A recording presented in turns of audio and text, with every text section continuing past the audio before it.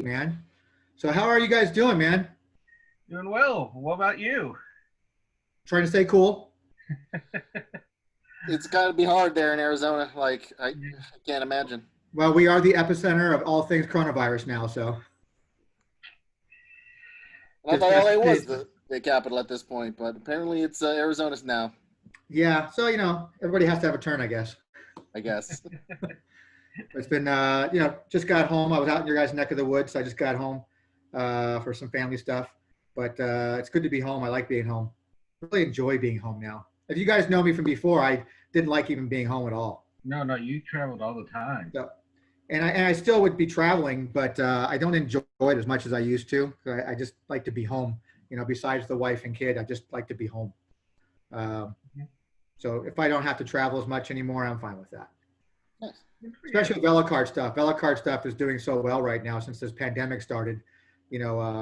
Last week or not too long ago, well, just before I left for California, I had both Steve from Carte Blanche and I had Scott Category 1 games on. Actually turned out better than I was expecting it to turn out because, again, I was telling you, Drew, I said in my head, it sounded a whole lot better in my head. But having the two guys are technically my competitors but it ended up being a really nice conversation discussing about all things, retail, what they do. I'm a little bit different than them because these guys specialize in so many other things besides raw deal. And all I sell is raw deal. They do Magic and Yu-Gi-Oh and Pokemon and all other stuff. But surprisingly, the majority of their sales comes from raw deal. Wow. According to them, a good anywhere between 30 and 40% of their sales is raw deal, where everything else is divided. Magic's another 10% here and 15% there, whatever. A good chunk of their sales is raw deal stuff. These guys have impressive collections, and I never boast of having the biggest inventory on the planet, but these guys have a lot of cool stuff. So it was nice to get them on there. They messaged me afterwards. Some sales were generated out of it, maybe like oddball stuff because we made fun, like who's buying Spike Dudley, who's buying A Train, and all of a sudden the guy sends me a text, hey, guess what I just sold a bunch of Spike Dudley, and Love it. crazy world, man. But it was fun to have those guys on. So this pandemic thing started, and sales have just been kicking off since end of March, beginning of April. It's been really kicking off really well. Okay, you sons of bitches out there who are going out, please buy the cards. But how are you playing? Like, you buying physical cards, and are you still social distancing? How are you doing this? Like, I don't understand. Someone has to explain this to a plebe like me. Well, our theory on that was that some of them are just trying to complete collections, stock up for when they want to go play again. And a lot of people are doing Zoom. They're playing Zoom, and they're doing, Facebook Live. They're playing games with their physical cards. Sure. Well, I would imagine, too, that some of it could be like if you've got some kids there, play with your siblings in the house, And that's happening, too. Yeah. I actually found a raw dealer that's older than I am. He's out of Vegas like that, 63-year-old guy, gentleman, plays with his 30-some-odd-year-old son. I seem to remember the first time I actually met Drew in person, and it was oh my gosh, you're not in college, you're actually like quasi an adult. Quasi. Well, I'm still only quasi. So. Sure. Is that you taking that? Is that insulting, or are you okay with that? Quasi an adult. I don't want to grow up. I'm a Toys R Us kid. Yeah, it was fine. I just remember seeing him in a bank vault that was a Rusty's. I'm like, oh, this guy at least can play. So play some cards. Not a big deal. Hilarious. Yeah. Just because I was transplanted from the Burbank, LA scene to Santa Barbara, and I didn't realize there was a scene up there. There was like about 5 to 8 people that played. Mm-hmm. But I didn't know anyone, so all of a sudden I found one guy that's like, oh, it's literally 2 miles from where I'm living so far.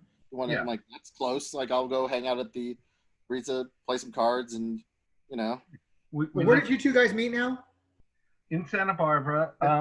We found I had said something on the Raw Deal news group, the Yahoo group, about being in Santa Barbara, and then Drew messaged me back like, wait, there's other players in Santa Barbara? And we really did live about 2 miles apart. And there's a pizza place almost exactly halfway in between. So we met up there, brought the decks. Drew, for the most part, kicked my butt, like he usually does. but it was a lot of fun, and we started making that a weekly thing. Yeah. Interesting. I was a transplant from, like I said, the Burbank, LA scene, and then I went to college in Santa Barbara, and I was like, well, I brought my deck. Like I only had like two. I didn't have a big collection. This is just like one small white box because there wasn't many sets at the time. And I was like, well, maybe there'll be people up there, maybe they won't. If it doesn't, well, at least it was fun. But then I found people that played, so I'm like, oh, I guess I can continue playing this game. Great. So then Eric and a bunch of other Santa Barbara people I ended up like meeting as well. But Because weren't you originally playing with Albert? yeah, part of the, it was just me and him and like a bunch of other guys in Burbank that were just the regulars in that scene. And then I just moved up to Santa Barbara. But yeah, Albert was definitely part of it. He'd come up to visit Santa Barbara once in a while. But there was still like a really good, that was the SoCal scene. It was like the Burbank area, Santa Barbara. That was the main gist of like at least everything I knew in SoCal. Yeah. So. And with me, what happened was I had some friends from some other things we were playing, and I started going over to their house to watch Raw most weeks because I didn't have cable at my place. And one my friends Lance and Carla actually worked for the local comic and gaming store, and they had some raw deal cards around, and I think they like bought me a deck to try to see if I'd be interested. And I forget who I want to say it was Mankind, but don't hold me to that. I started having some fun, started buying some packs. First ultra rare I ever got was China, and there was a small scene at that time locally already, but it wasn't a great scene. It was good. But then I met Drew. Joker was in the group as well too, and we used to say, we were Team Santa Barbara, and we would go down to some of those tournaments in Burbank, and we had some really impressive turnouts at those. I mean, best in the West. There's a few years there where Drew was a champion. I won my first tournament ever at Best of the West. It was a actual tag team tournament, like 2 players on each team. Wow. Oh yeah. That the San Diego Comic-Con tournaments that Adam won, which were like some of the biggest of the year. It was really weird because you had to pay to get into Comic-Con, which is like not that cheap. It was around like, actually it was cheap at the time. It was like $60 for the entire weekend. Yeah, back now then. it's $60 for a Sunday. Yeah. But people would like complain like, oh, it's so hard to get in, and they're like, no, it's not, because they were not used to paying these like exorbitant prices for a day. But then the amount of prizes that Adam would just come up with were ridiculous, like just thousands of dollars worth of merch. We're like, what the hell is all this? And that was just the way Adam was. He just. Where did you guys individually? Where did you guys meet Adam for the first time? Because most of this topic is going to be about Adam and the ACMT, otherwise known as the Adam Christ Memorial Tournament. And where'd you guys meet him? I met him first at King's, which was the Burbank store. He would just show up every once in a while, him and Crystal, and he would just come. And this is not news to anyone. Adam was not the best radio player. He's the first person to admit that too, though. Oh, yeah. He was. He wasn't, but he still had this incredible love for the game. He really loved wrestling. He just wanted to play, and more often than not, he kind of got his teeth kicked in, but that didn't stop him. He still was happy. He just wanted to play. He just wanted to, do something he enjoyed, and he enjoyed that. So my first official win for me ever in any kind of an event that was not like just for fun and games was against Adam that I won. Yeah, and I also remember I met Adam at King's. Back in those days, he was using a wheelchair more often than not. And I remember like one day, I want to say it was the Best in the West weekend. He says, is it possible you can give me a hand because tomorrow, Kristen wants to drop me off, but she's actually got to get drop me off and immediately get going. So if someone else can help me get out of the car, the wheelchair and all that. And I'd actually talked to the other Santa Barbara guys, and I talked to the guy who was running the King's tournament and said, I gave Adam my phone number. When he calls, can you will you okay if all of us just take a quick pause to go help him? And I got the call. And they're like, okay, we'll be right there. Hey, Santa Barbara, Adam's here. Let's go. And we got like 5 people. We had him out of the car, settled in, back in the door, back inside in about 90 seconds. And then he had my phone number. And we just kept on chatting. And But So yeah, at that time, Adam wasn't running events. Was he running events that time? When did he start running events? Like when did he become the Raw Deal manager? Comic-Con, I think. That was the first one that I remember. You remember what year that was? It had to be. Like what product? I mean, for me to kind of equate things, when product came out. It had to be 2003. I know Jeanette was playing back then. The actress that plays my wife was still. So I mean, hopefully that helps. So probably around like 03 makes sense. Yeah, I only went to two Comic-Cons, 03 and 04, and I remember because we were talking about how easy it was back then. Literally, I walked in and bought a 4-day pass. There was no online reservations or anything like that. There was no problem getting in. Yeah. But it was the first year I lived in Santa Barbara. The next year, I got some promotion and moved up about an hour north to Santa Maria. And I just remember living in each town, one of those places. So, yeah, it was definitely 03 was the first one I remember with that. It's so funny that there was even events going on because I was a Comic-Con attendee for, I think I went for 24 straight years I went. And then that's right in the time frame I was going too, but I was into trading cards mostly at the time. So I was there to, clean a house on trading cards. So it's mind-boggling that you guys were all hanging out doing an event that I had no idea was even going on. Yeah, it was. It wasn't like in the program. I remember it just said Raw Deal, but if you were a Raw Dealer, you showed up and you were like, and then you saw like tables of price support, not people, just like this entire spread of all this stuff that Adam was like, I'm determined to give like $1,000 worth away of like merchandise and like product just because it made him feel normal. It made him feel like. Where did he get that price support from? Was Comic Images helping him out at all, or was this all personal stuff of his? If I'm a betting man, I would say that it's just his personal stuff, just like belts and just printed out of his like favorite, just stuff. Like I remember this one time like Jeanette wasn't playing one year, and she brought like stuff just for Jeanette, like Lita stuff, because everyone knew that my wife only played Lita, but she could play that deck backwards and forwards really well during that meta when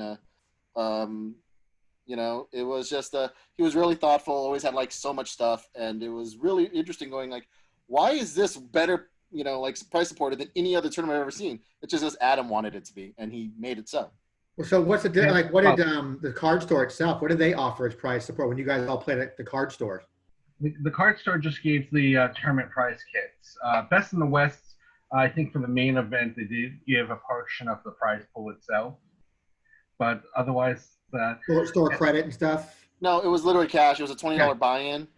Because I can say this because I won one. Like they did $20 buy-ins, $40 head, and they gave like half to me and like a third, like a fourth of it to like second place, and kept the rest. But one thing I do know, Adam did get some of the a little bit of prize support from Comic Images, but a lot of it was his own effort. And one of the things I remember, and I was looking for it, and I could not find mine because it's in storage because it doesn't fit me anymore. One of the things that he was known for was he made these shirts. Like he would get those cheap colored shirts, and then he would make iron on decals of a bunch of the superstar cards.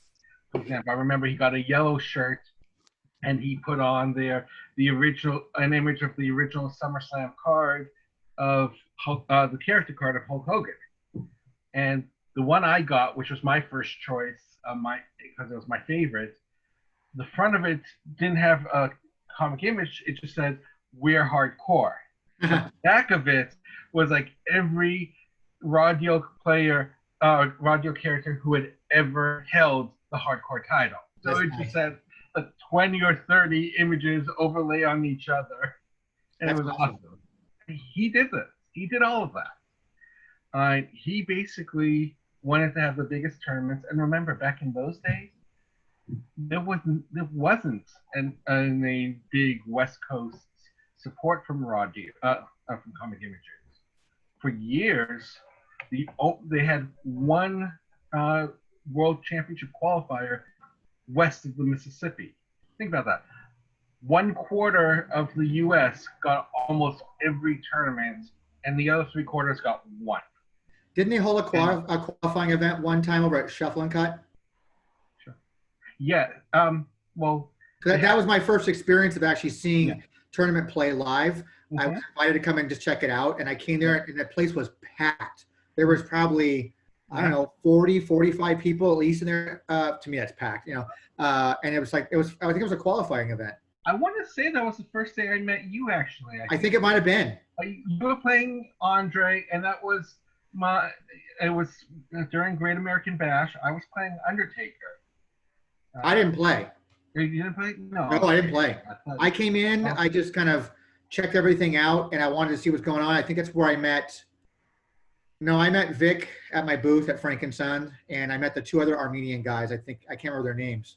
They were friends of Vic's at the time, and then so I went to that one. I was told it was this qualifying event. I just wanted to see what it looked like and how it ran, and I was kind of impressed by how many people were there. I know Drew was there. I know you had to be there. I think Albert was there, I'm sure. Basically, Albert won the shuffle and cut one, so yeah, he was there. Yeah. Well, Drew, remind me, was shuffle and cut where they had the actual World Championships the year of WrestleMania 21?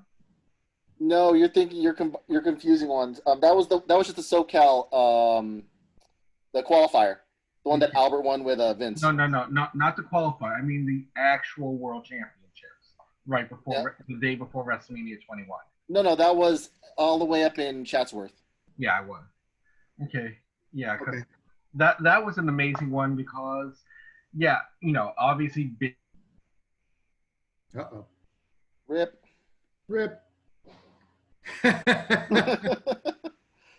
You look so stoic there. It's okay. Yeah. It's okay. We'll get his thoughts when he comes back. Yeah. So you guys, how many qualifying events do they actually have in the California area? You only do the one? I mean, the best was Wes Parson that was part of Comic Images, or something that was created by just Adam? None of these were created by Adam. He was one of the managers, but he didn't really have much say going on at the time. I think his contribution was literally he just wanted Raw Deal on the map, so he created San Diego Comic-Con, and that's why when you saw all of the people would come and they were like, wow, there really is all this price support. It's all Adam. It has nothing to do with Comic Images. It was literally just he might have gotten a tourney kit or two, but literally everything was Raw Deal prizes, Raw Deal big ass belts that he gave away just for charity, people bringing DVDs so he can give it to his favorite hospital for the kids, just so that he can just have something to say for the Raw Deal players. This was all Adam. We didn't have much to do with it. We just wanted to play Raw Deal, and he wanted to make it something else big. Hey, the SoCal scene is pretty great. Let's show everyone that it's as great as So he would try to just blow this up out of proportion. But going back to the qualifier question, we only had two. We only had the shuffle.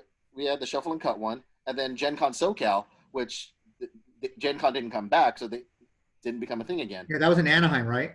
Yeah. That was right around during, I think that was during when the Battle Bag came out. Yeah. I remember Drexler won that one with the. I know Baron was there. Baron's the one that wasn't taught me how to play. Yeah. So, I mean, there wasn't a big scene in terms of big tournaments there, other than Best in the West. We tried to do it a couple times, but it just didn't really take off. The store said it wasn't kind of worth the headache, I guess, because they didn't get as much support from Comic Images, which I can see that happening. So, I mean, it just became a source of pride. Adam just wanted to start running tournaments, and then he did. And it was just these are the craziest, we're only paying $5. We don't deserve all these prizes. And for Comic-Con, he wasn't even allowed to charge for the events, because that's one of the rules at San Diego Comic-Con. You can't charge for events. So he's okay, I don't care. I'm still going to give away $1,000 worth of prize support over 3-4 days. And we're just going to play Raw Deal for half the days, and it's going to be great. And we did, and we enjoyed it. Any reason why it didn't go? Did it only play at Comic-Con 1 year? No, I think we played at 2 to 3 years, just because he just wanted to do it. It wasn't really a qualifier. It wasn't anything. It was just, I want to throw a really big Raw Deal tournament, and this is the best place to do it at Comic-Con. We can get everyone here. Why not just do it? So Best of the West was an Adam idea. It wasn't a Comic Images sponsored event. No, it was literally all just Adam being Adam and just saying, that's awesome. I want to throw these really amazing tournaments. Let's just do that. I don't need anyone's blessing to throw a really cool tournament. Let's just do it. And he did. And that's where it came from. When it actually, and it moved to Shuffle and Cut for a bit, for a while too. After eventually that became the store to go to play Raw Deal. I can't speak to it being I know I know the owner really wanted to support Raw Deal and support Adam, and that's why they got a qualifier. But they had the one qualifier, and then that was it, right? So I mean, I don't recall any other events going on there. I'm not sure. I mean, I just remember that one qualifying event. So I'm trying to do the timeline of where it went from there, and then where it eventually came to Frankenson. Sorry, no, there were 2 qualifiers, I think. Anyway, there were at least. Well, let's see. There was one at Shuffle and Cut at least. I don't remember there was some at Gen Con SoCal. There was one, yeah, because they only had one Gen Con SoCal, and then that was it. Oh, there were definitely 2 at Gen Con SoCal. Definitely at least 2. So I remember there was the one where Baron told everyone that he'd give a free something or other if someone would go and spear Pikachu. I mean, like do a Goldberg spear on him. But and then the next one was we were just in a totally different area, but that was the year that they cut a day out last minute. My biggest memory from Gen Con SoCal was finally meeting Anagoth, who was the nicest guy. But how I met him was the worst way possible. So if you haven't met Anagoth, he's about 6'2", 6'3", really nice, really tall dude, always wearing a TCO jersey, and he got a Utilikilt because apparently he thought they were cool. Whatever. So he decides, they throw out the pairings, and Anagoth goes, "Oh, where am I? I'm over there." He sees there's a table in front of him, and I'm like, "What is this guy doing?" And I'm staring at him like. So he decides to straddle it like he would like the ropes to go over the table, except for he's not wearing anything under his kilt. So I'm just making beans. I'm like, oh God, what the hell? And then that is my first memory of Anagoth. I don't think I've even told Goth this. Actually, no, I have. And he was just like, he has no memory of this whatsoever. And I'm like, oh, it's seared into my memory. Like that is the first time I met Anagoth.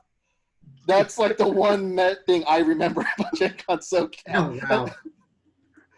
Yeah, but you kind of went off there for a second there, Eric. But I mentioned that I attended the Gen Con in Anaheim, and that was when the Battle Bag just came out. So that's my only experience of it. At the time, I was working for RVD, and he had given me a badge to go that Sunday. And I went to that Sunday, and that's where Baron kind of showed me how I was playing the game wrong. I was taught wrong, and being taken advantage of by 2 other guys. In the games, I can never win. And so then that's when I ended up buying like 30, 35 of those Battle Bags. But that's my only experience. I've never been in a qualifying event. I didn't even know an event was going on. I was at the Comic Images booth. I didn't see any actual events going on that day. Yeah. So then it moved to Shuffle and Cut then, but I guess it was only a qualifying event. I remember there was a few just events that they held, nothing major, just to play at Shuffle and Cut. And I'm trying to remember, as the guy that was at Frankenstein, I'm trying to remember what year it was that we brought it to Frankenstein. I don't even remember what release. It might be Vengeance or Armageddon. I don't remember. Frankenstein's was kind of towards the end. Yes. I'm trying to think of when that was, but yeah. Well, take it this way. I moved out of there in 2007, I think, was my last time being there. Hey, look, we got 2 Erics for the price of 1. Yeah, no, I'm getting ready to switch back. When my computer. Whee! Well, we have no audio from you right now, sir. So we're waiting. There you go. Here we are. Yeah, no, my computer crashed. I just got on my cell phone until I could reboot. But we started going to Frankenstein. I remember Adam came to me at Frank's because I started carrying the product. I was going from trading cards and started carrying Raw Deal. Then I think I had the group of like Crawford and Ed and Micah, and all those guys were part of it together, and they came in as a group. And they started buying stuff. And then I had Vic would come by with the other two Armenian guys who I can't remember their damn names to save my life. But they would come in all the time. And then I'd have Chemio would come in every once in a while. Oh, Chemio. And long before the 4 ponies ever showed up. But then I think Adam came in one time and introduced himself and was wanting to know if I was interested in if it's possible to hold any events at Frank's. And because we had the gaming area back there, but those guys were so like protective of their area. It was all about Yu-Gi-Oh and Magic and Pokemon. You couldn't have anything else out there. So we started having it. I think we had the first tournament ever at Frank's at my booth, and I'm in a 10 by 10. And I have no idea how many people are showing up. And we literally have people out in the aisle in chairs playing. We only had like, I think eight people showed up to play, but 8 people in a 10 by 10 booth that's already filled with product is pretty hard to, but we pulled it off. Yeah. I just don't remember when we actually started holding, I think shortly thereafter, we started holding actual events on a monthly basis, I think. I wasn't there for the first 8-man tournament in the 10 by 10, but I was there for the tournaments that actually got into the tournament area. Sure. And I hadn't heard how you actually met Adam, so that's actually kind of cool. Yeah, they just showed up that's how everything happened at Frank's. You know, when I started working for RVD, I didn't meet RVD at my booth. I met his wife. They came up to introduce herself, saying, "Oh, my name, it's Sonia." It's like that. We have a comic book store over at the Lakewood Mall at the time, and we're looking to have trading cards, but they would like be interested in selling us some stuff on consignment. And yeah, and my thought was to probably have an event at the RVD comic book store. Oh, that would have been awesome. But this never came to be, obviously. But we did pretty well. I think our first. Then we moved into the Adam Kreitz events and stuff like that. We had some good talent show up for that kind of stuff once in a while. But yeah, so I can't remember when it was or where we were supposed to have an event when we got word that Adam had passed. I've sometimes gone back because the Yahoo groups is still there, and you can go back and you can see at a certain point, Adam had built up the SoCal community so well that we became the hot spot in the country for Raw Deal. More posts were posted on the SoCal Yahoo group than the actual main Raw Deal group at that time. And that's kind of when it peaked at a certain point, and you can kind of see where it started to kind of go back down again. And that was right around the time when we heard about Adam's passing. I just can't remember what event was supposed to take place. You'd have to go back to the groups, I guess, to talk about. There was a lot of talk about whatever format we were playing and this and that, and that's when I think Crystal reached out to me, or was it maybe Eric? I think you reached out to me. I think no, it might have been Crystal. Yeah, because Crystal told you put it on the SoCal group. Yeah. And I remember because I was just like in shock when I read it that night. The next morning, I gave Crystal a call, and I'll never forget. She answered the phone, "Hello," and like, "Hey, Crystal, it's Eric from Santa Barbara," and she just starts crying. It's like, "Oh my God, I'm so sorry." It's like, "No, don't apologize to me. Yeah. How are you doing? Don't worry about me. How are you?" And I actually remember because you posted in the SoCal group, and with Crystal's permission, I posted it in the main group. Mm-hmm. And this is after Baron had gone too, but like I found a quote of Baron's, and I don't remember the exact quote, but it was basically that the game would be going on forever if every area had an Adam Kreitz running their tournaments. But, it wasn't a surprise. I've been talking to him for quite a while. I mean, he was doing some great stuff. He knew he couldn't work for a living, but he was doing a lot of volunteer work. Yeah. He had just been elected president of the board of directors of the hospital. And he ran an event there, an auction there one night to raise money for the, and so I donated a belt. John Cena. It was a U.S. spinner belt, and stupid me just opened up the zipper. I see, oh, it's a U.S. spinner belt. Great. Zipped it back up. There you go, man. Because I had a bunch of those from the comic book store. And then he sends me a message. Actually, no, he called me and said, "Do you know that this is a signed belt?" I go, "Signed belt?" He goes, "Yeah, it's signed by John Cena." I go, "Really?" I didn't even look at it. So they auctioned it off. I think it went for, I don't know, close to $1,000, something like that. So I thought that was pretty cool, like that. But, he was always giving. They actually told the story about that auction at the memorial service. I was the only raw dealer there, and it was kind of weird because they did it in a room in the hospital, and they had seats for 50, and I got there early just because I had to drive all the way down. I was going to drive all the way back, 4 hours each way. And Crystal was telling me before the service, got 50 seats here. Maybe we'll fill 20 or 30 of them. And there were about 20 or 30 people standing up because every seat was taken. Wow. And I mean, this thing was packed. Like the local state assemblyman he was late because he was flying in from Sacramento to give a eulogy at the service. About the one thing, and I told Crystal afterwards, I kind of wish they had an open mic, because with the exception of one or two people, one thing everyone said was, I never understood Adam's obsession with wrestling. Never understood it. I mean, it's his larger-than-life heroes that can do physical things that us normal mortals, and especially, Adam, we couldn't do. So it was just something that he was still able to, live through, vicariously through, and he made it in such a cool way to, like, give back to all communities with his wrestling theme that he loved so much. Yeah. So, but there were lots of stories about that. Actually, Crystal introduced me to Adam's parents. Like, oh, and how did you know Adam? Like, oh, we know each other through wrestling. Oh, you're one of the crazy ones. But they'd actually, I mean, I was just touched because they'd actually even heard of me, and they were surprised that, oh my God, she drove from Santa Barbara. That's, that's so far away. It's like, I wouldn't have missed it. Yeah.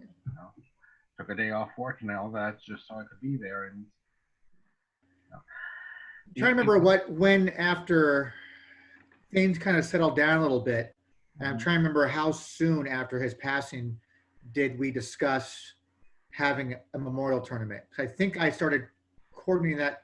Did I start coordinating that through you, Eric, or who did I speak to actually? I can't remember who I spoke to start doing that. I think, well, Crystal gave me the blessing. I know that.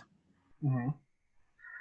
It wasn't me. I remember it happening, and I was trying to like drum up more people. So I threw an extra, like a pre-ACMT tournament in Santa Barbara, where this was also where we had a fire where a couple of the raw dealers actually got really badly burned. I mean, like head to toe burns in the hospital for months. So I ran another event where I did the prize support. Drew won it, of course. But I basically said, okay, it's real simple. Half the money is going to go to our friends who were in the hospital, and the other half is going to the Adam Kreitz Memorial Fund. And every penny that was paid in went to one of those. And even actually Crystal came up for it. That's nice. First one I remember. So we had I'm trying to remember what year the first one we had. So we ran Adam Kreitz for 9 years, I think. That sounds about right. Yeah. We ran it for 9 straight years. I think you're the only 2 guys that actually showed up for every one. Because we had some people who couldn't make it forever. I don't know if Ed made it for every single one or not. Did Albert miss one? I think he missed the one where we only did. I know Albert only missed the one where we ended up just doing the cube. But otherwise, I think he was at every single one too. Yeah. He was at many of them. Good old Joker. He moved out of state, and he still came back for an ACMT one year. Well, we had Steve Rusk fly all in from New York for an ACMT. And that's one of my favorite ACMT memories. Yeah, we'll get to that one. We even had a guy show up who I'd never even saw before in my life, and never seen him since. That guy came to my house with that big old black beard, and I think you said you thought he died. I heard news that he owned a comic store, game store, and I heard bad news that he passed, and I was like, oh, I guess I heard wrong. And he's like, no, I'm alive. I'm like, great. And he just like, oh, you're not messing with me. No, I seriously heard news that you had passed. I felt really bad now. But I'm just glad you're alive and welcome. It was really cool that he showed up. Yeah. But Adam Kreitz tournaments were some like my most favorite like tournaments just because it was really good people. And we would just kept thinking about Adam, how he would have enjoyed going to them as well. And some of my favorite like raw deal, like just memories. But I guess we could talk about the first one. Just the first Adam Kreitz tournament. The first one we ever held, I remember I had to talk to, I was talking to a guy named Victor Bug, I think his name is. he was in charge of gaming at Strategicon in LA. And that's what we had the first 2 years at Strategicon. Mhm. That first year, I asked Rob to show up, and he showed up bringing some more prize support. He took pictures of everybody, signed autographs. But that was a decent turnout like that, I thought. But yeah, there's some interesting stories from that one, aren't there, Eric? Oh yeah, the finals. Oh yeah. Well, how about leading into the actual event itself? Please go ahead. Getting, I'm sure, Eric, you're the one. Did you send the invitation to Crystal to show up to participate? I thought you were actually. I mean, I know I did follow up with her, and I asked her if she would be there. It's like that. But who helped her build that deck? Who put that deck together for her? That's Drew here. Drew built that one. Oh God, Andre. Andre. She's like, need something very easy. Andre Heat's about the easiest thing you can do. Good old Candy put that, it wasn't obviously my deck list, but I'm like, we can put this together. It's not very hard. Use your ability. Play cards from ringside. If you can remember this, you'll do pretty well. Yeah. And well, she speaking did of putting something together for her, how much experience prior to that did she ever have when Adam was around? Did she play with him? Did she play cards? Yes, but she didn't. They never won. Like she played like one tournament, I think, to my recollection. Mm-hmm. She played 1 or 2 tournaments in Burbank area, but she never really cared. But this one, I think she kind of cared to play a little bit, and she realized, and then I remember her saying, so this is what it's like to have a deck that actually works well and actually fits together. Because she was just steamrolling people, because that's what Andre does. They have no hand. I play a free maneuver from ringside. I just win. I'm like, yeah, that's kind of the gist of this this tournament. You guys setting me up to win. Oh no, this is all you. You're. No, I wanted to come up with the easiest deck that you can't really screw up to play, just because, that's what you do with a raw dealer who doesn't want to play. You don't give them something super. You don't give them something super technical. You don't give them something with a lot of moving parts. I learned that from the lesson with my actress wife, who just played Lita. You just play maneuvers and roll them. Sweet. Okay, Andre does the same thing. If you can remember the ability and you can remember the heat trait, you're going to do fine. And she did great in the tournament. She stomped everybody. She stomped me. She stomped Albert. She stomped, because, she... Come on now. Now, was it legit stomps? Was there any helping out? Were you guys playing along with the script? It's just Andre just being Andre. She remembered stuff against me. I mean, I might have said, hey, don't forget your ability. After she missed it once, I'm like, but she ended her turn. I'm like, oh, yeah. But then, it's Andre. I still couldn't beat it. So, whatever. So she steamrolls through everybody like that. She makes it to the finals. Mm-hmm. Who is she facing? Eric could probably speak about the finals more than I can. What deck is she facing in the finals? She's facing, and remember, it's a classic tournament, not virtual class. Virtual just come out, but we weren't doing that. She faced an old school Undertaker. And my Undertaker deck, and there were several iterations about this. If you guys remember, after Great American Bash came out, they asked for people to write up a report about their decks and how they built it. And I actually wrote a review of my deck that had gone through 2 iterations. It started as a Phenom deck, then went to Andre, and this report actually ended with me making the cut of the World West Coast qualifiers, but I lost right after the cut. And then I made one more iteration, and this deck was basically clutch apply, throwback German suplexes, bootlaces, and reverse. And all the cards douchebag stops. Great. Yeah, basically, exactly. It was the deck where I did not want to see you playing. No one was playing beating the odds, so I knew my bootlaces were in good shape. And if you were playing, it's great to be back here. It's going to be a problem. But yeah, it was that. And then the other trick I did was, back in those days, everyone would try to drop 10, I forget if it was 10 or 12 cards back then in the pre-match. Everyone would try to do that. So I did a deck where I literally played not even just the base amount. I played one less than the base amount because I was playing with Taker's Feud. Okay? And then if I didn't start with a maneuver, the first card I would play would be throwback, you're going to pay. And just by dropping the rest of my pre-match cards and maybe 12 years of terror if it had gone through, I was going to kill your backlash deck. If you don't have a backlash deck and I'm throwing bootlaces and Germans, Which a backlash deck has nothing to do with Andre anyway, so who cares? Yeah, well, that was one weakness. My Andre backup, because I would play like 3 or 4 cards every time, and then the 5th card was always the question, along with what I played with a no-show. But I did literally have the best laid plans just for Andre, because I absolutely needed that, because that would get me. I always, with this deck, Big Evil Red Devil to get a clutch. No show would get me apply illegal leverage and a throwback steel chain shot. Clutch apply, obvious. Steel chain shot, I'm playing Undertaker. Discard those, find a unique, throw that, pick up 1 to 3 steel chain shots, keep my ability moving. So this match takes place in the finals with that, you know your deck left and right. You know, she's gone through steamroll everybody. And everybody's kind of pulling for her to win. Cause I was totally a nice way to... There was this humongous... The entire room could not have been so obviously in her corner. You wanted her to win so bad. But at what point in your mind, Eric, you decide, you know, fuck it, I'm going full heel on this?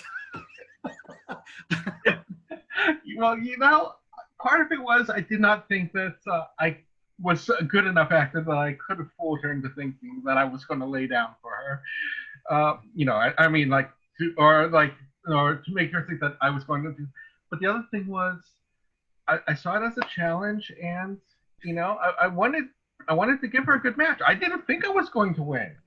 We're talking about I'm playing Dirty Taker, you know, the unreversible card to make you, if you can't call the next card in your deck, you're gonna burn 8.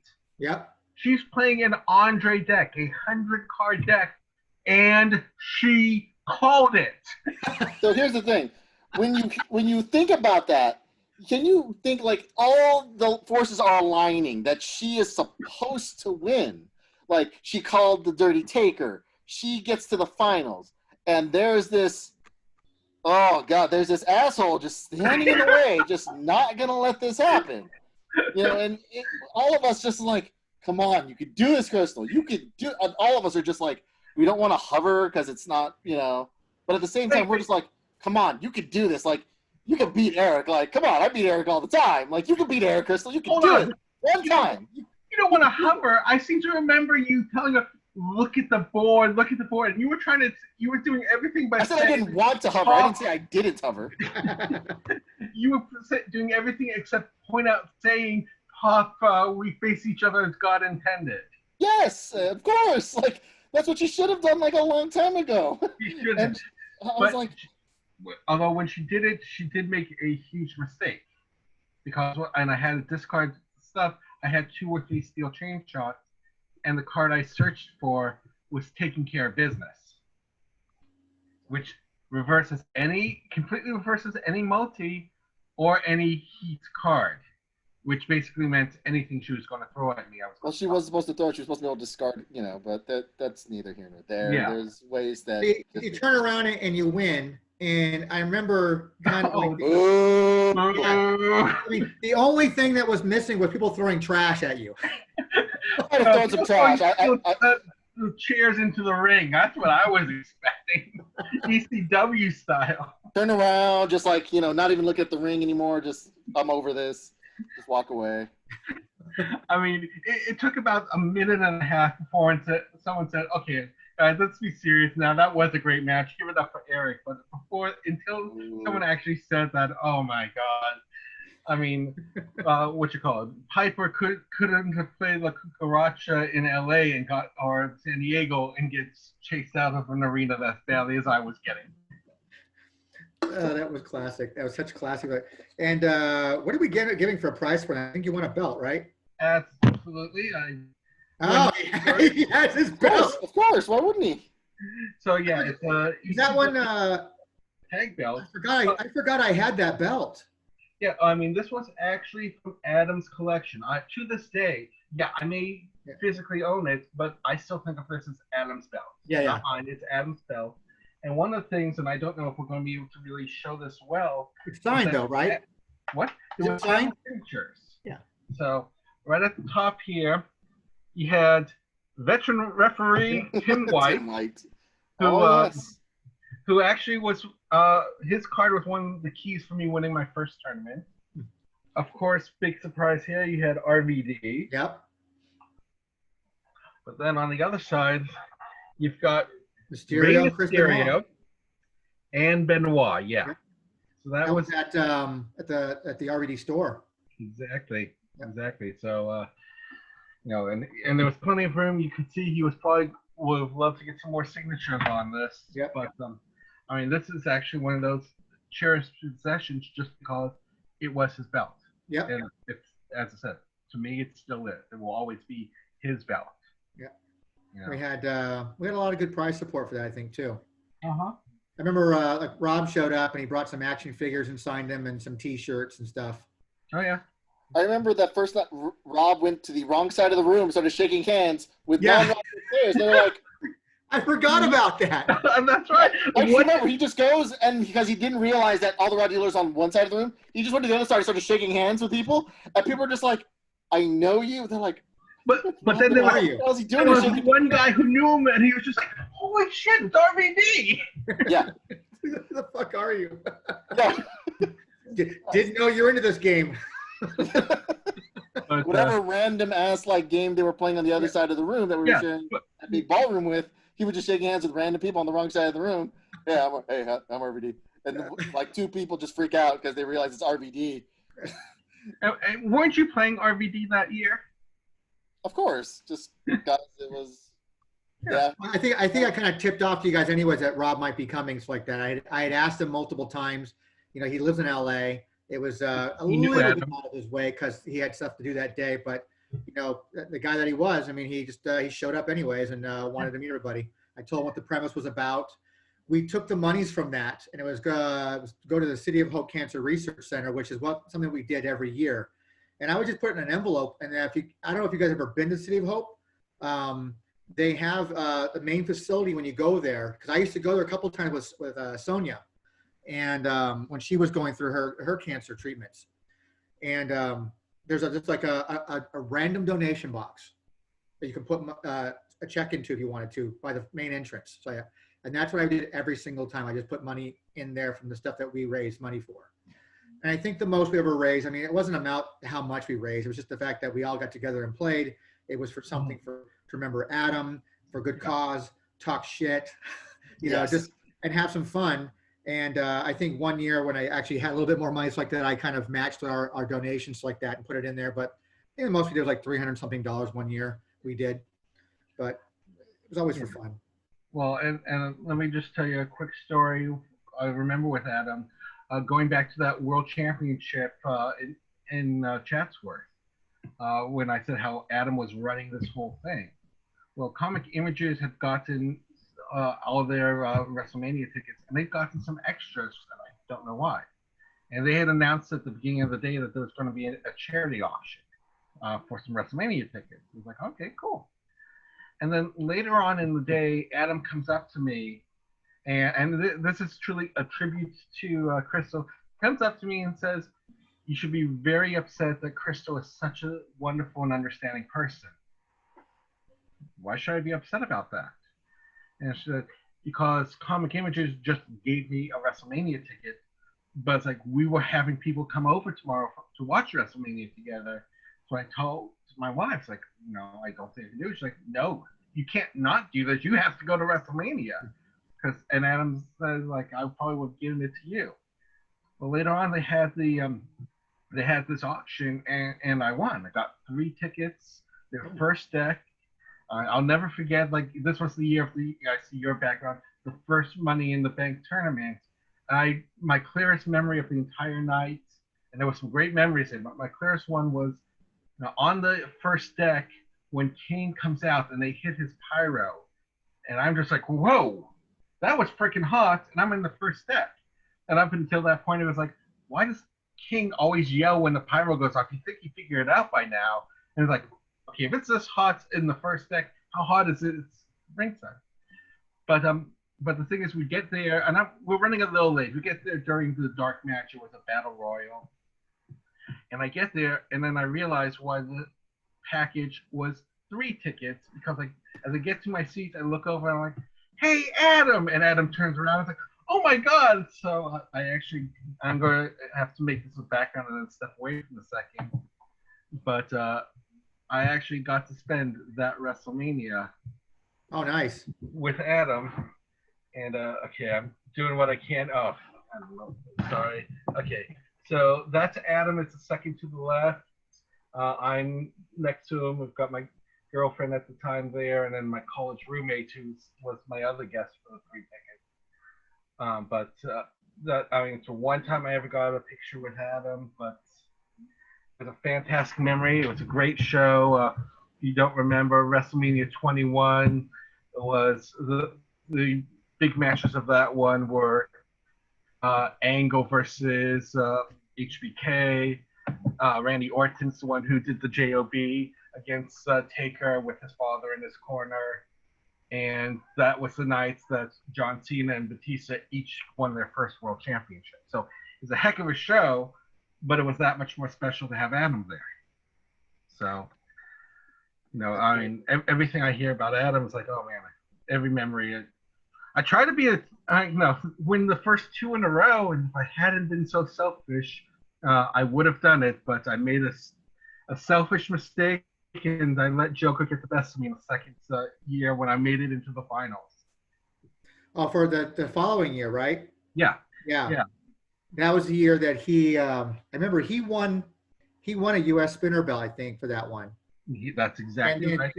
And then he sold it to pay for his ticket to fly out to Gen Con, to where I gave another spinner belt as a prize for that one, and he won that one. Okay. Well, and I know that was one of the reasons I did my selfish move, was because I knew I wasn't going to make it out to Gen Con. So even if I won the ACMT, which was a World Championship qualifier, I wasn't going to take the seat. So it's okay, well, if I'm going to win it, I'm going to win it clean and honest. But if I lose, Joker's one of my best friends. I got no hate for that. And that year I was playing an Extreme Diva that was going both Premier Raw and Divas title. And I had him at a count out. And I refused the count out because I figured, hey, I'm Extreme Diva. If he throws any maneuver at me, I just let it through and I win anyway. Before I even start taking damage, I win. But he found some way to recover, and he came back and pinned me 2 or 3 turns later. So when did we? So I think the third Adam Kreitz, we moved it to Frankenstein, right? That sounds about right. Sounds right. Yeah, and I think we had one where everybody took a picture with Lita, I think, right? Yep. Uh-huh. And then I think the 4th year we had it at Frank's again. And then I think we took pictures with Maurice. And what's her name? Melina. The one with the pirate's sister. Oh, you mean, do we have Kaylee Burchell there that year? Yes. Yes, that's one. Was she really there? Yes. It's funny. I'm running a virtual con next month. So my partner and I are starting a new virtual con because my greening business is shut down for the year, obviously. So we're doing, we have one called Top Rope Con. And I got Nash agreed right away to do it for me. And then I have Katarina Lee Waters, who was Katie Lee Burchell. Yeah. She's going to be part of it as well. Mm-hmm. But I forgot that she was there. Or Melina was there too. No, that day it was definitely Maurice and Katie Lee, because of course, everyone. I could have sworn we had Melina for one of the events then or something. I'm not saying you're wrong. I'm just saying I don't remember. It may not have been an Adam Kreitz event then. We might have just had a random event that took place during a signing. That sounds actually about right. That sounds right. Because after that, I was no longer at Frank's. So by that point anyways. And then we started doing them at my house. Partly at the house and also at the Wrestling Guy. Well, yes, correct. I think the last 2 years we did it at the Wrestling Guy store. Mm-hmm. More than two. More than 2, really? Yeah, there was the there was the Cube tournament. which I thought was fun, by the way. That's probably that the was last time I really had any fun playing.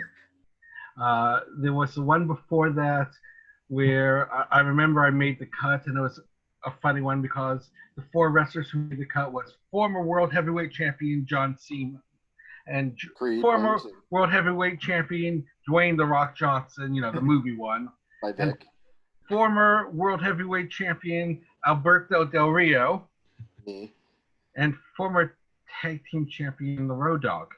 Yeah, you. That was a fun one. I beat you with that, didn't I, Drew? Yes, but I didn't have to mess with you during the cut. So that sometimes luck plays a role in winning a tournament. Yeah. I just remember just seeing Creed just so crestfallen. He's playing John Cena. I'm Del Rio with the smallest hand possible, like a 5. I think I only have a 4-card hand size. But I have the perfect hand. I draw Revo, a bash headlock, and a worm. So he plays a bash move. I stop them both. He plays a pump kick. I stop with Ricardo. He forgets Ricardo for some reason, because at the time Ricardo could reverse any non-unique maneuver. He walks right into that.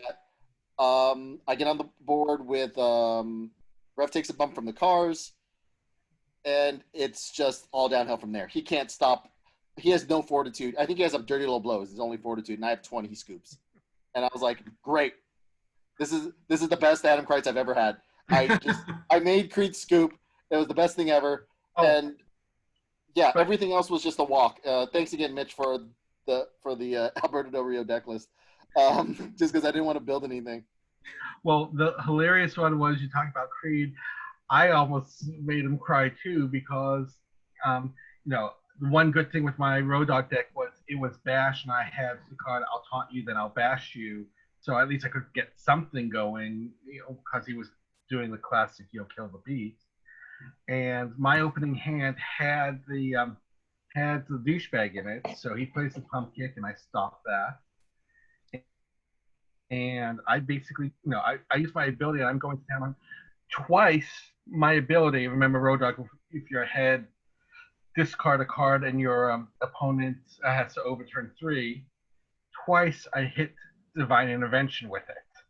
So I was just rolling over him. He couldn't do anything. I got to like 20. I hit Road Dogg's finisher because it's that really low finisher, like 18 fortitude, 12 damage, 15 damage, something like that. He's not dead yet, but he doesn't even have 10 fortitude, and he needs 15 for his sloppy, very sloppy. So it's well, you can't stop that. Let's go ahead and play. See how it feels. And he just looks at me. It's like, oh man, I've got nothing. And I was like, oh please, don't grab the STF. Don't make John Cena tap out. Come on. And that's the tournament that made him decide that See How It Feels is too strong. And I told him, of course it's too strong. In fact, there are certain decks where, like this one, I'm not packing a trademark. So if you play See How It Feels, it's going to do nothing. Oh, and God, he goes, yeah, and that's the right move because See How It Feels was just too strong at the time. Oh, yeah, it was ridiculous. That, but no trademark of his own. Mm-hmm.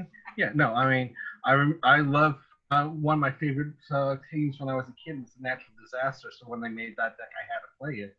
But I refused to pack the Earthquake Splash because, I have to hit it with 40 fortitude, and it has to be played after something because it's RMS. You can't get around that. But my opponent, if I got to 40 fortitude, or even if I got to 30 fortitude, my opponent could literally go, turn the tide, see how it feels, and that would be it, and they'd win. They would just win. It was really interesting because Adam Kreitz allowed my favorite radio memories are coming from Adam Kreitz. Like, I could tell you, I know I've played so many thousands, almost thousands, I'm sure thousands of games at this point. Oh. But my favorite memories are from the Adam Kreitz Memorial Tournament games. Creed's was just one of those great ones. Like, literally, Creed just literally put his head onto the table. That's just how bad it was. And then the next year was one of my favorites, which everyone hated. But Steve and I... 2-hour match. Yeah, it was a 2.5 hour match. We stopped, it was Rock and Sock versus Randy Orton with Destiny Shenanigans. and he removed like I 30 think cards some with people Destiny. actually went home and took a shower and came back, and it's still going on. Yeah, and that was one of my favorite matches of all time. If Steve had literally play tested the deck just a couple times before, instead of just bringing his broken pile of jank there and just gotten it out, he would have just won. But instead, he just wasn't really sure about certain options in the deck. And that was one of my favorite games of Raw Deal I've ever played. Not because of the length, just because when you play do anything for 1,000 hours, the Malcolm Gladwell thing, you know that he knows what you're thinking because he just knows all the options. So we're just sitting there going, we're playing chess. Like, he knows he has Undermine, so I can't do this. All right, I'm going to walk into Undermine, but because I can come back. But now we're playing literally thinking 4 moves ahead, and it's the greatest thing ever. And people are watching a pay-per-view and just coming over just shitting on us. And we're just like, just deep thought, like, fuck off. Guys, we have prizes to hand out. What's going to come on? Let's go. Yeah, like that. And that was just one of my favorite, like, memories of all time with one of the best Raw Deal players I've ever played against. And it was just one of those, it makes sense that it would happen at Adam Crichton Memorial Tournament. It wouldn't have happened anywhere else. It just happens there. Like, I don't have any other random memories of, like, really great Raw Deal moments except for at Adam Crichton, just because it just happened that way. And so, Adam would have enjoyed that. We're talking more, and obviously this is about Adams like that, and now we're getting into the later era of virtual stuff came in. It's like, how do you think Adam would like all the virtual stuff? He would have loved it because he was also part of, I think, the Star Wars one, where he was part of the virtual. So he wanted to basically use that as the model for the Raw Deal one, where there's like a committee where they do play testing. So he was on board with it. Problem is, though, I think he would be the first to say that he wasn't very able to do the play testing with this, just because he wasn't sure about power levels and couldn't tell if people needed. I mean, he did design some things that were eventually put into virtual stuff. Like the Road Warriors and the Legion of Doom were both his creations, but just the superstars, not the superstar specifics, just the abilities. Yeah, because those were the cards that he had, like, made shirts of that he gave away at Comic-Con. But because the abilities weren't that good, that's why What a Rush needed such a power spike, because the abilities weren't anything to write home about. But that was the tribute to Adam. I know that one for sure. And I know there was like a couple other ones, but for some reason they escaped me at the moment. Well, I know that I designed 2 cards as a memory, a toast to Adam as well. I did The Best There Is, The Best There Was, and because Adam Crichton said so. Yeah. Which got a little bit of a tweak when they actually officially became part of virtual. Creed and the team gave up, but it still kind of holds true to its original concept. So. Yeah, I remember, like, part of the tweak was that if you played it at the ACMT, you got a bonus. Yes. Of course. No, I mean, because they took those 2 cards and they added. We created. Mike and I did we made the On One Arena. So you got a little perk if you play at the Adam Crichton event or with the On One Arena. I think on one of those cards. I think. Yeah, and then 1 after that. Yeah. So, but no, I mean, I remember Adam was talking a little bit about virtual. I don't remember if any cards had actually come out yet. But I know we talked a little bit about it after it was done. I mean, I remember having a conversation with him like the day or the next day after Comic Gaming just announced that they'd lost the license and that Rev 3 was the end. And that's why they hadn't finished the World Championship qualifier schedule. But I do think he would have loved this. I mean, he definitely would have. As a champion of the game, he was very much like, people are still playing it, I will still be around to support it, and he did. And he would have been very much on board with this, and I'm sure he'd still be part of the community today if he were still around. Would have saved me a lot of time for having to run things, that's for sure. So I'm like, here you go, man, just do it. Well, by the same token, I mean, that's one of the ways. I mean, I don't think I ever had a clue of who you were until after Adam started going downhill quickly.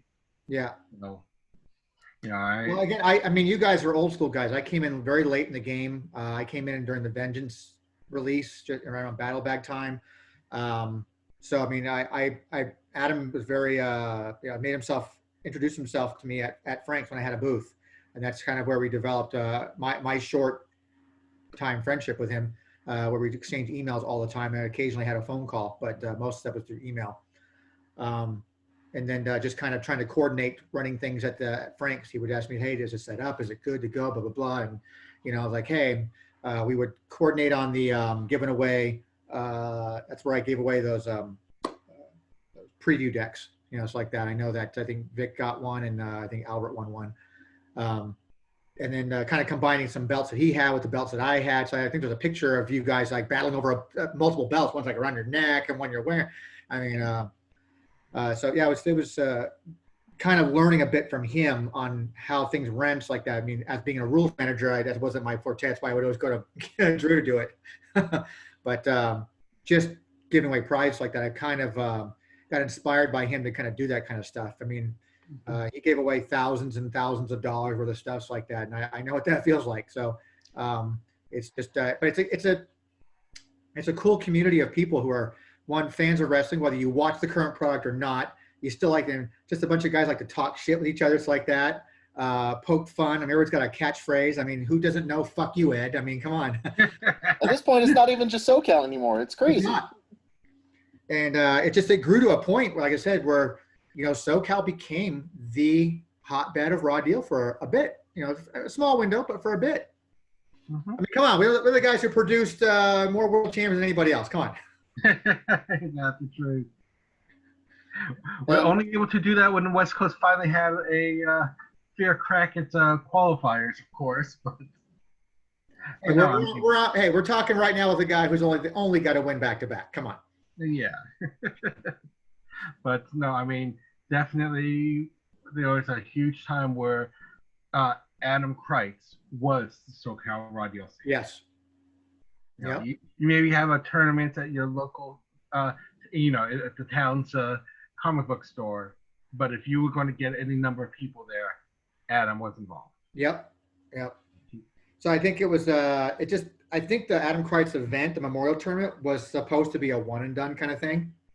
It really was supposed to be like, there was no real thought ahead of time going, we'll make this an annual thing. It was like, let's just do an event to kind of honor, Adam.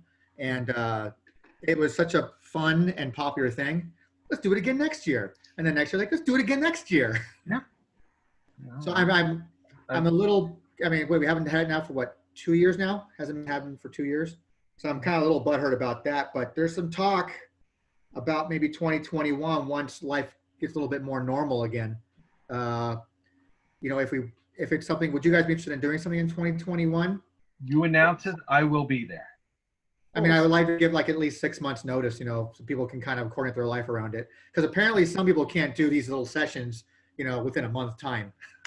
So, I've got a scheduled one for August 1st with another guest who can't be available in July. That one will be interesting still, but yeah, I kind of am on that same boat. Like, really? But hey, Drew said that you were interested in talking, Adam. I'm like, okay. I got one time that I can't do it this weekend because I have to go into the office.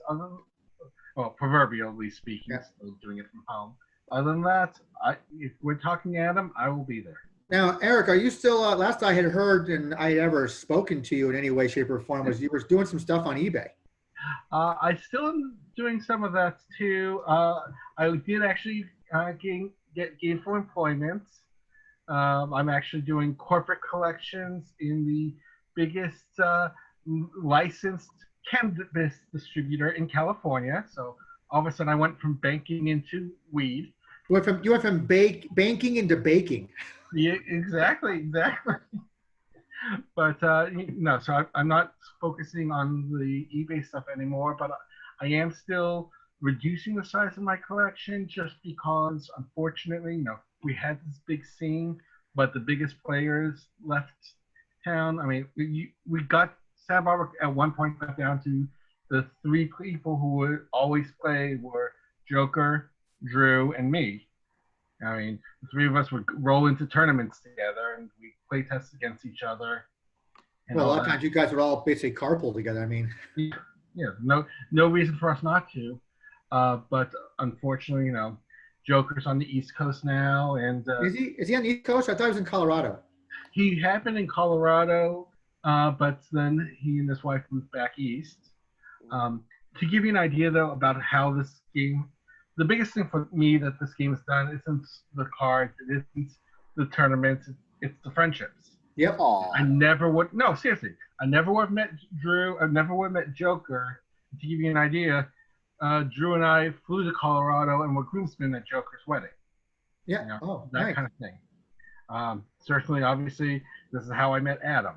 Yep. I can think of a lot of other friends that I met through the game. I can think of someone who, one of my roommates, someone I've lived with for about 13 of the last 15 years. Met her indirectly through Raw Deal. It's like I met her roommate through Raw Deal, and she and I became friends like that. So we've talked about this before. I think even Drew and I, last couple of times we talked this way through Zoom. We mentioned that one of the cool things is you're developing friendships. It's more than just a game. I've got people that will know who I am because of VelaCards, but then I end up meeting them at that year that I showed up at Gen Con for that few hours like that. Only Drew knew I was coming, and showed up and was like, oh wow, it's like a face to the name now, kind of and it's just people like act like they've been your friend for like a long time because it's a card game. So yeah, then you develop even closer friendships where you end up like while I was still living in California, Drew and I were still meeting once a year to have dinner, at least, and I drop off prize support for him to take to Gen Con with him. And it's really harsh because you just come out of nowhere, and sometimes the actress that plays my wife isn't always available, and I have to pay double the rate. We have to get like that booth, it's rough, but we make it work. We make it work. It's worth it, I think. I hope I'm a little bit worth, paying the double rates on that. It is, but Raw Deal has really, expanded like a lot of my friendships. It's just really interesting. It's amazing to me. It's lived longer, much longer now in virtual format than I ever did in print, and it's still the numbers of people that are playing are still kind of very low than what it used to be in its heyday, of course. But I've been noticing since the pandemic hit too, I see sales coming through from a lot of first-time buyers, new people who are just now getting into the game for the first time. And I've got a couple of older players coming back, but most of it's new players coming in. That because of virtual, it still kind of lives on, and it still has there's a lot of fun involved in it. And it's usually because a friend sees a friend playing, and now I have a new friend, and it's amazing to me that this small little wrestling game, and I don't know if any other games really do that. I don't know if Magic does that or Pokemon does that, but I think it's also kind of a testament to the wonderful world of wrestling. I have so many great friends now from Raw Deal, like not just the ones that I met in Santa Barbara, like Mitch, like Resk, like Chad, like D2 in Creed now. Just no other game that I played many, and these are the only ones where like there's this bond, like you're big fans of wrestling, you're big fans of gaming, and this community has just been one of the most welcoming, and the friendships I've made have just lasted way longer than I ever thought, and they're deep friendships. It's crazy. I can't explain it. And you have someone like Adam to kind of thank for that too, because he cultivated such a cool environment of giving people prize support, but to get there, to like they can win a belt, they can win this, they can win that. But ultimately, you're spending hours upon hours during a day with a bunch of people, and you develop these friendships with people you just kind of take on beyond the game. Oh yeah, I mean, it was one thing for Drew and Joker and I to say, hey, let's get together and play a few games. But it's another thing to say, hey, this big tournament that Adam's throwing is coming up. Let's get together. Let's really get some good decks moving. Let's play test each other and finalize it. And so, Adam could bring us, the rest of us together without even being within hundreds of miles of us. I would have had no interest in ever doing a tournament ever if it wasn't for Adam coming to my booth and introducing who he was and talking about possibly doing another location. I know there were some issues that were going on with Shuffle and Cut at the time. Are they even around, Shuffle and Cut, still anymore? I don't think they are. I have no idea. But there were some issues about something going on with the store and wanting to know if it was possible for me to set something up at Frankenstein. And I said, yeah, I could probably do something like that. And that's kind of where it all blossomed from there for me with him. And then just trying to combine some prize, like not like he needed any help. I mean, the guy had like this extensive inventory of so much cool stuff. And then, after he passed, I drove all the way out there to go meet with Crystal and she handed me all the binders of his stuff, and that's kind of where I built that Raw Deal Bible, because I just wanted to finish it. I thought it was kind of, one, cool to finish it, and two, kind of a way to just kind of say, I'm going to do this for Adam to kind of finish it for him, kind of thing. Oh yeah, I actually, one thing, because I was never a fan of Revolution. I thought by itself it wasn't so bad, but the idea of having to deal with 10 different maneuver types and actions and antics and everything, That's why All Access sucks. Yeah, I hate it. But Adam really wanted to get me into it, and I remember like a month or two before he passed, he's like, "Hey, what's your address? I want to send you something." Okay, here's my address. And within a few days, I get this giant box of cards, and everything's Revolution. But see, I want you to get into this. I know you have a few cards because, I won that. As I said, I won that essay contest and got a box of Rev 1. But see, here, start with this. Yeah, everybody knows my stance on Revolution. I love it. Revolution's great if someone builds you a Ric Flair deck that doesn't lose. And the only time it lost was literally because I play tested against a would-be world champion so many times that he finally figured out, oh, this has at least a 50-50 shot of beating Ric Flair. And then come Worlds, he won his 50-50, and then that was the decider. So that was year 3, though. It took 3 years for him to do that, though. Yeah, it took 3 years because they didn't nerf him at all. No one could figure it out. They're just like, oh, how do you beat this Ric Flair? People wanted to bring Ric Flair, but they're just, oh, you're playing it. So I'm like, I don't care if you can copy it card for card. It won't matter. It's a pretty decent deck. Yeah. It works. It worked. It was great. We have Frozen Eric now. That's okay. It's okay. He's way better this way. I wish this had happened in the tournament versus Crystal. Yeah, I was going to say, this is his penance finally. Yeah. I'm hoping that we can probably have another Adam Kreitz event again someday. Again, the world's crazy right now, so I don't know, if it's possible. Me not living in SoCal anymore makes it difficult, but I can make things. My wife is so giving. She'll make things. She'll move mountains for me to go and do something that I enjoy doing. So if we can make it happen in 2021, not to appease the 4 ponies, but only because I've been asked by them more than anybody else. Sure. And I did mention I had a wonderful little Instagram messaging with him, which, by the way, he reached out to me asking me to reach out to you. Hey, if Drew's ever interested in playing some games, we'd love to play some games. I don't think anybody's going anywhere right now, first off. No one's going anywhere. If they want to play, I'd love to play. And I said, well, here's the problem. You were one of the people that always talked about having events, and you wouldn't show up for events. And he goes, yeah, I've been hearing that from other people. So if we have another Adam Kreitz event, are you going to show up for it? I will absolutely 100% show up. So can I have like some sort of like a retainer on that, money-wise, that I can get to keep if you don't show up? That'd be great. Yeah. Can I just collect, some kind of an entry fee from you right now that you don't get back if you don't show up? Yeah, that was the one thing I think about Adam. He wouldn't put up with people that did that. Like, no, you're either showing up or you don't. And it was just great. It's like Adam was super no nonsense. He was very giving, but he just wouldn't put up with crap from anybody. So that was another one of the cool things I liked from him too. He basically made them like, no, if you want this to happen, give me like $50, and I promise you'll get this $50 back. You can keep it on ice, in container, whatever you want to do. You show up, I promise you get it back. Otherwise, no.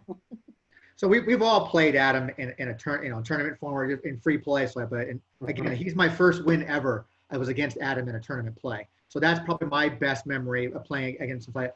Do you have a game that you've played against Adam that stands out that you enjoyed? Honestly, the games I played against Adam, they were very one-sided. He was still playing shoulder blocks like 10 sets in, which tells you like backhand slaps like 10 sets in, which lets you know like his deck building skills were just, he either just picked up a premier deck and just started to play it.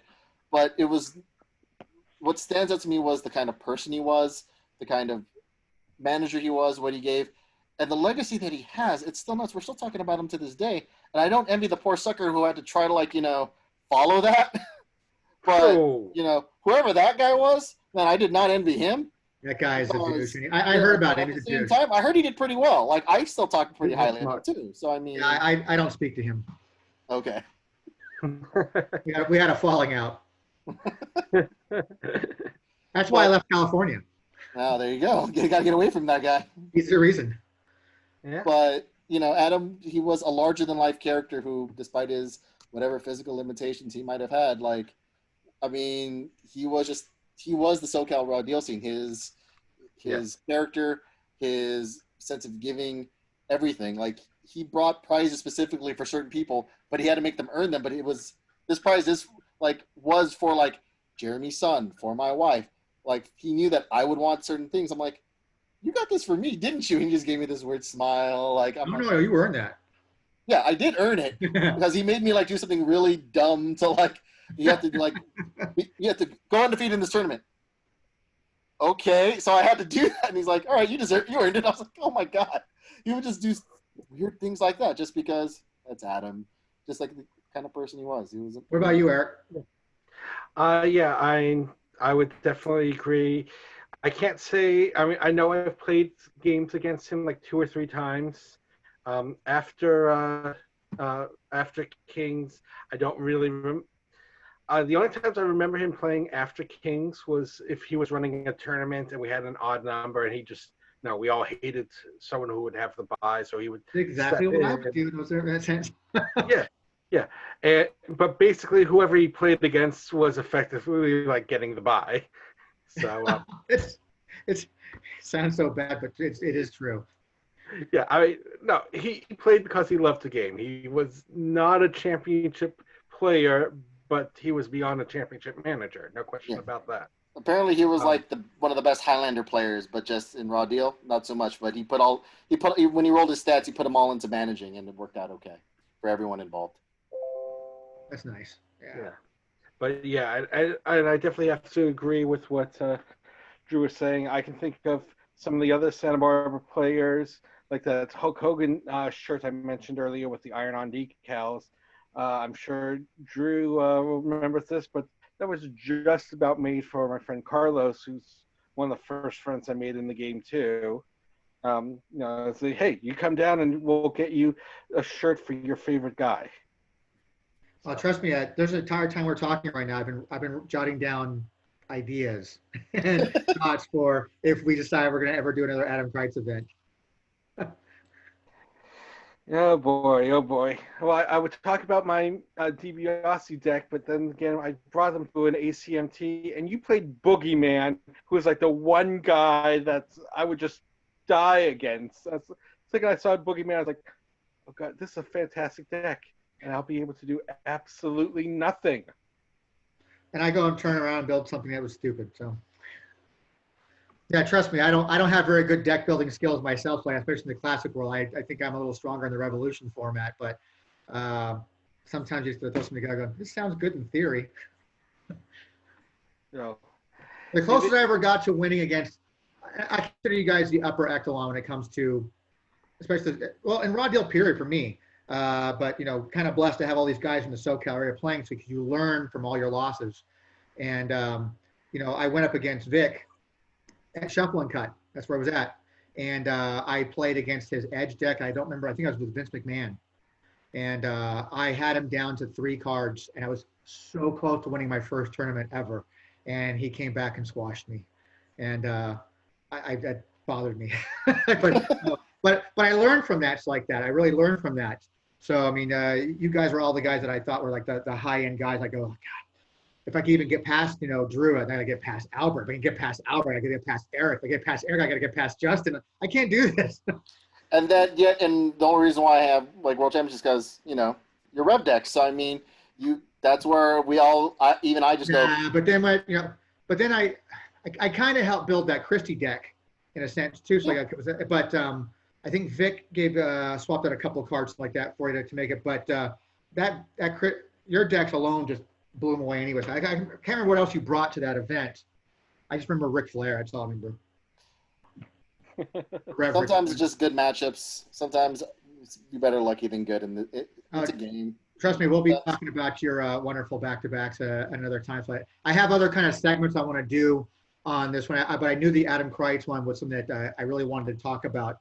I have like a champion series thing I want to do. I've got a couple of guys that actually have reached out to me. I can't believe how this is kind of snowballing. It was just something for me.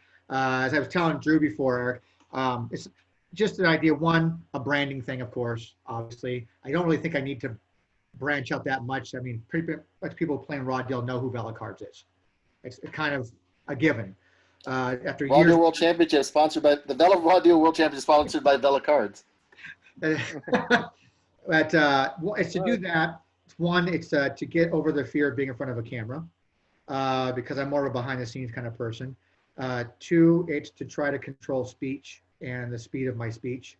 But then it's just kind of snowballing out. I'm getting all these messages from people, they're former world champions back in the classic era, that have reached out to me and said, hey, I'd love to be on. And I'm like, oh, that's kind of cool. So I had to go on and check out the Wikipedia page like that. And it's really funny to see that somebody's been updating it with all the virtual stuff. That's awesome. So all the virtual world champions are listed on Wikipedia. I had no idea. Yeah, so I don't know who's doing it, but someone's been updating it. And I've got everybody who's asked me to be on is all they're world champions from the Comic Images era. Cool. I've got some people who are very close to Baron that want to be on. And it's just, I can't believe how this is kind of snowballing out. It's kind of a very nostalgic, obviously. It just shows you the power of the game and the love that people have for the game. And again, the friendships like that. People want to talk about what they accomplished because of the game, not just of the game, but outside the game itself.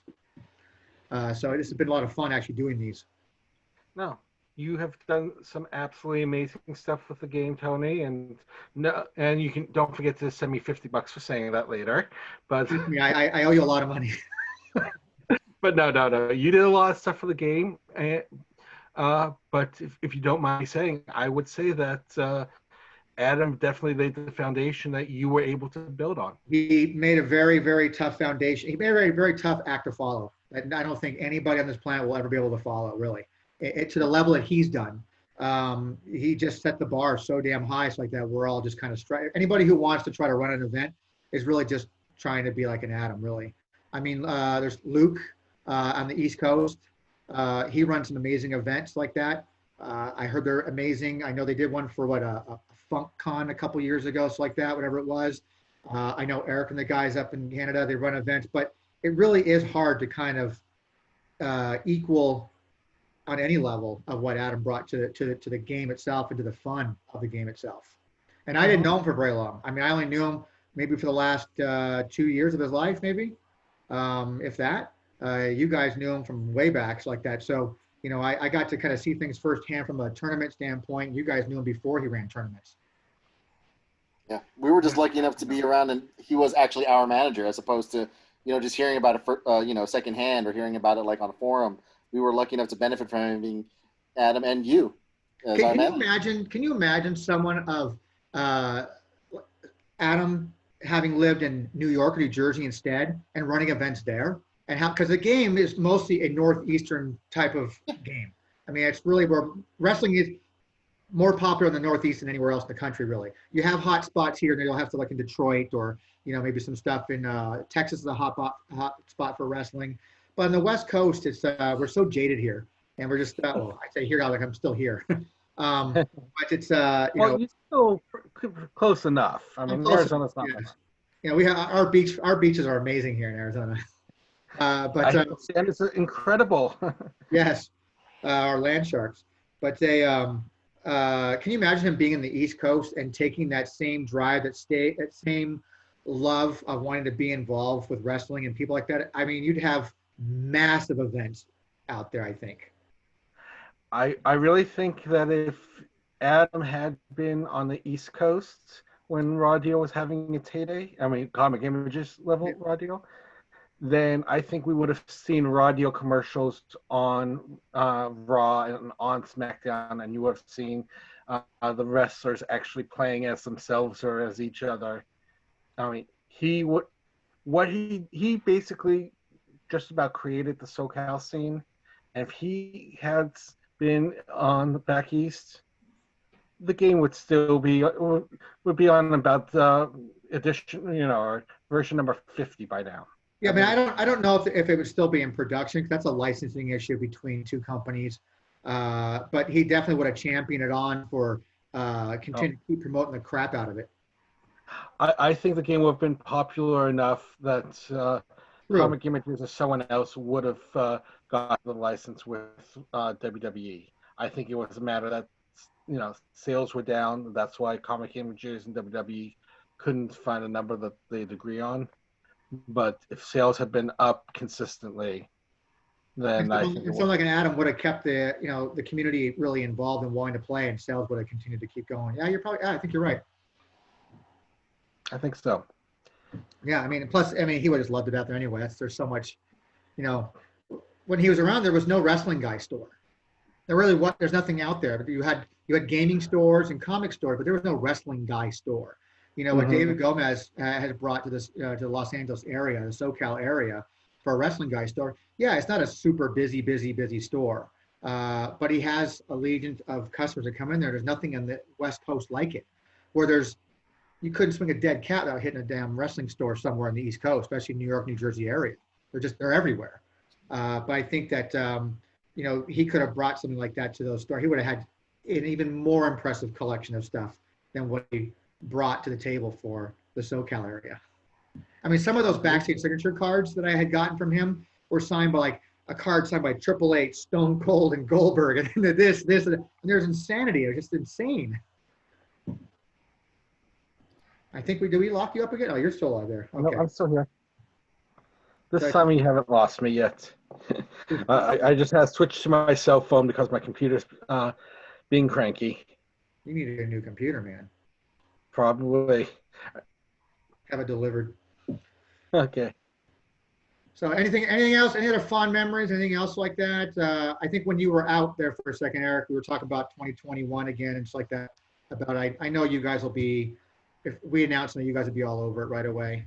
Absolutely. Tell me I'll be there.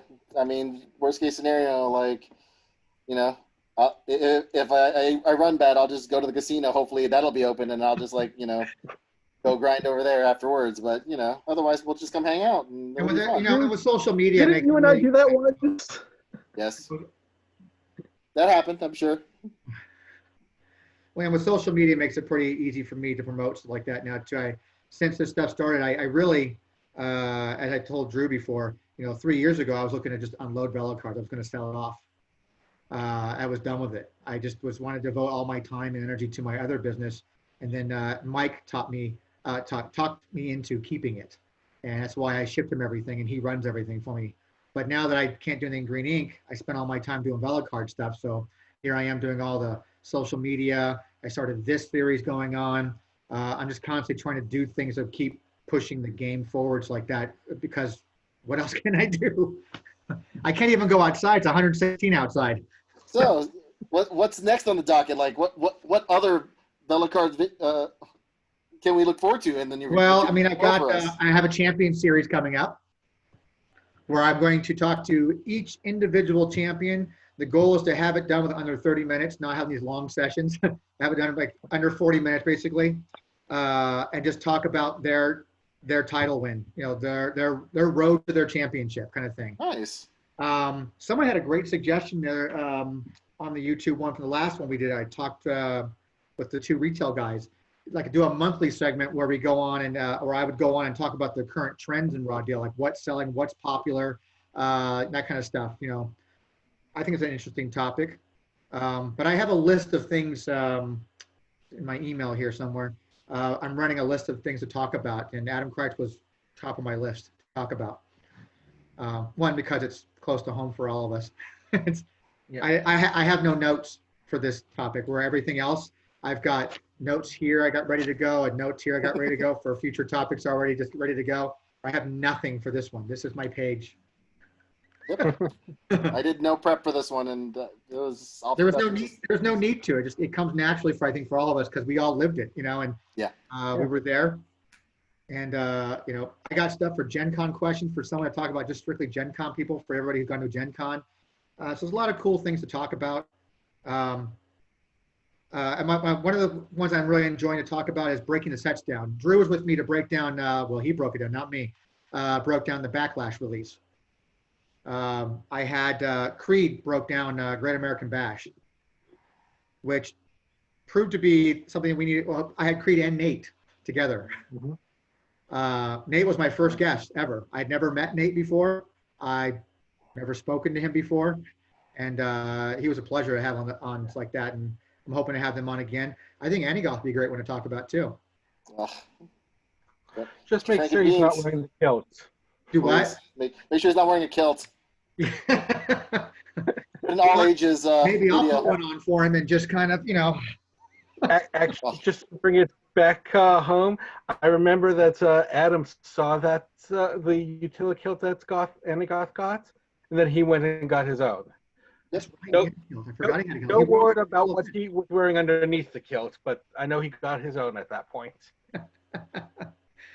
So yeah, I have a lot of topics that I want to talk about, stuff like that, and I've asked people to kind of submit their ideas, and certain guys want to know about certain deck types and stuff like that. We'll break down mechanics. I think one segment will be all about heat, one segment will be all about chain. Just kind of break things down. Just kind of there's so many things to talk about. Just keep it going as long as people are interested. My goal originally was to break not only raw deal stuff, but kind of go back to my roots, which was also wrestling trading cards. The very first YouTube thing I put up was a 10-minute video breaking down a WCW card set from Peru that I have, and just talk about it. Because I started and founded WrestlingTradingCards.com, and then when I got into Raw Deal, it was to kind of archive all the checklists of all of Raw Deal stuff too. But I was still very much into wrestling cards. So I've seen it kind of really falling in more into Raw Deal stuff. So this is now the 7th episode in a row of nothing but Raw Deal. And I've got nothing else really in my mind I want to talk about with trading cards yet. I'm sure it'll happen the way this is going at the rate you're just putting these out there. Yeah, I mean, this is the longest lull I've had between two segments now. But I have one for tomorrow. Excellent. I have one for tomorrow. Tomorrow's topic, I'm speaking with someone and talking about the chili market. All right. Interesting. Which is that'll be interesting. Actually, I want to hear about that. I've never heard about the market. That is a huge hotbed right now, and has been for several years. Eric, you'll know, as being a seller online. Oh yeah.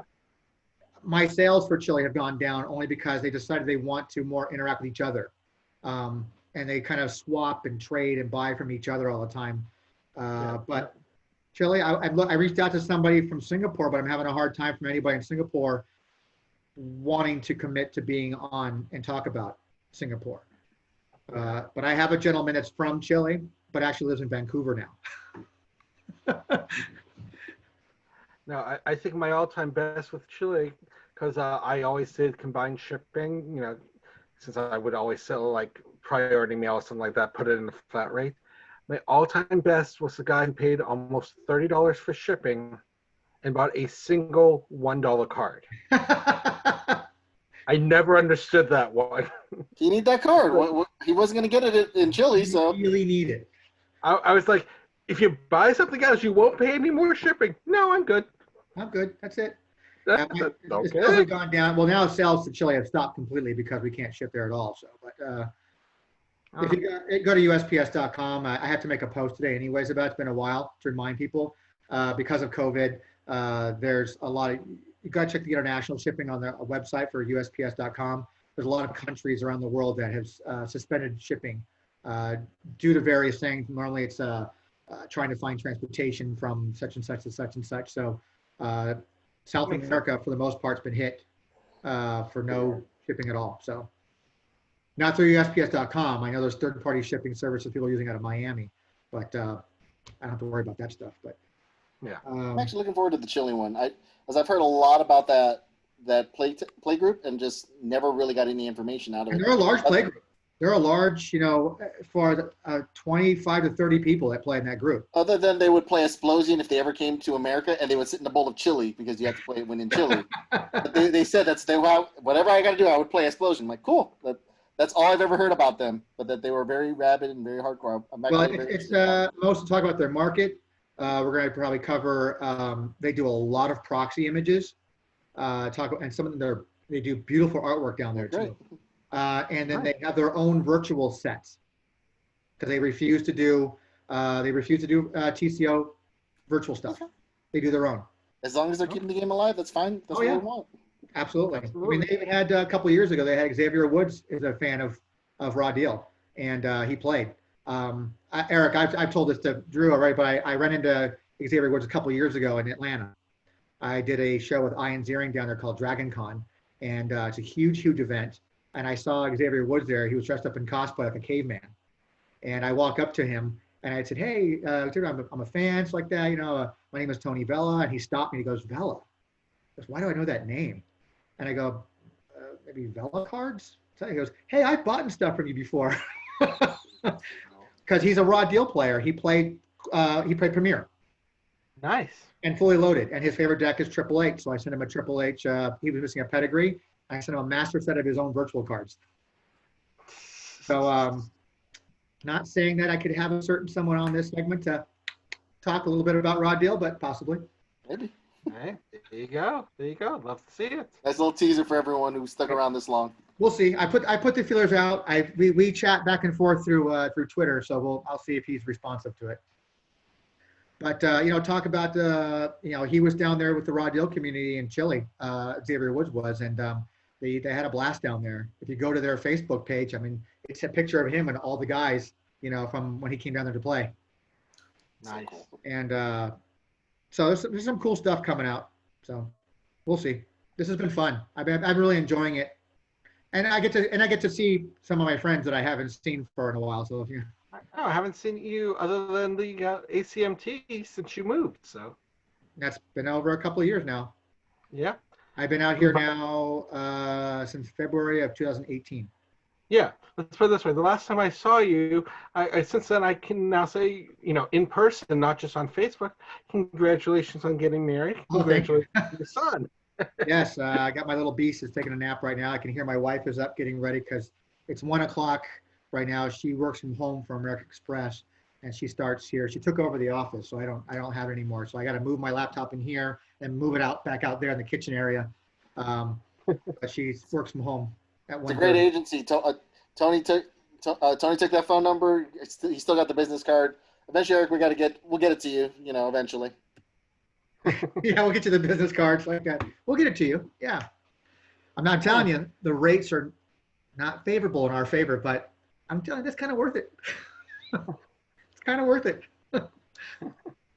So, all right, guys. Well, I appreciate you guys' time as always, and let's try not to. I've been talking to Drew. You and I've been talking more in the last couple of weeks than I have in the last couple of years.